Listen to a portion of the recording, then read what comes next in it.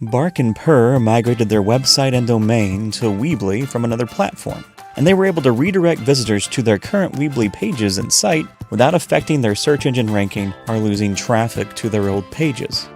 How'd they do that? As long as you're using the same domain name with us that you used with your old host, you can do this with a 301 redirect. All pages on Weebly hosted sites end with .html. This is a fairly standard convention.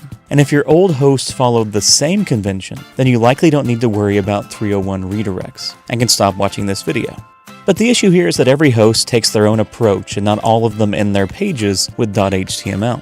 Some end with .php or .htm. Some don't use a file extension at all. So if with your old host, for example, you had a page called contact.php, and your site with Weebly has a page called contact.html, you can ensure traffic to that old contact.php link redirects to contact.html with just a few steps. You'll find the option to configure 301 redirects under Settings, and then under SEO. Select Add Redirect, then enter the address of the old page and choose the equivalent page on your Weebly site that you'd like that page to forward to. Do this for every page you need to redirect, then hit Save and publish your site, and you're all done. Your redirects are now active.